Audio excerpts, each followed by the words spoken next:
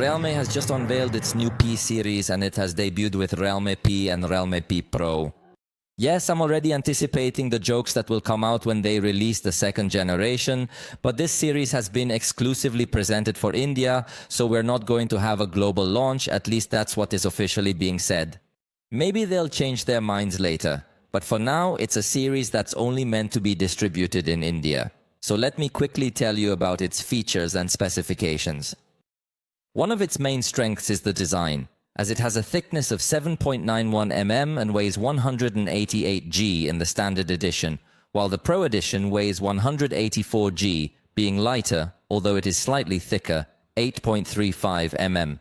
The device has a certain texture on the back cover, which they intend to make it more attractive, in addition to having this round design in the camera module.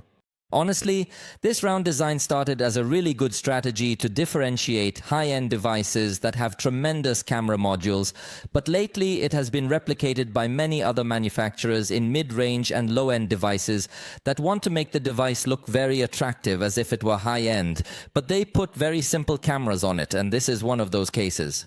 But before I tell you about the photographic section, let me keep telling you about the rest of the features, since it includes IP certification to be resistant to splashes and dust, while the model slightly increases its resistance reaching IP. The screen of the Realme P has a size of 6.67 inches and is AMOLED with a refresh rate of 120 Hz and full HD resolution. The Pro model also has a screen size of 6.7 inches, maintaining the same technology, refresh rate, and other features. This device also includes some good screen technology that Realme has been promoting lately, which means that when it's wet or if it's raining on it, it will still recognize your finger touches without getting too confused, unlike other devices that go crazy when they have water droplets on their screen.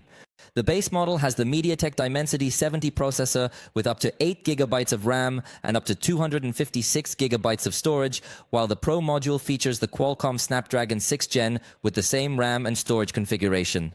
In both cases, we see a 5000 mAh battery with support for 45-watt charging, one vapor chamber to try to cool down this processor, although the Pro model has an even more advanced cooling system to provide better performance. Meanwhile, in the photography section, as I mentioned earlier, we don't have very attractive cameras except for the main camera. In the Realme P, we will find a 50-megapixel camera with the Samsung ISOCELL JN sensor, which is a bit old and not the latest. It is accompanied by a 2-megapixel black and white camera. As for the front camera, we have 16 megapixels. On the other hand, the Pro model also has a 50-megapixel camera, but with a much more modern sensor, the Sony Litia 600, also with optical stabilization, accompanied by an 8-megapixel ultra-wide camera, and for selfies we also have 16 megapixels.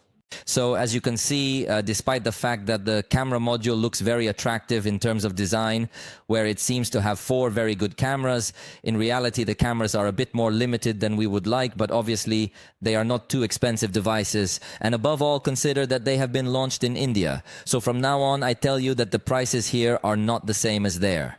Base model has 6 GB of RAM with 128 GB of storage, announced at a price of 15,999 rupees. On screen you see price in other currencies for reference.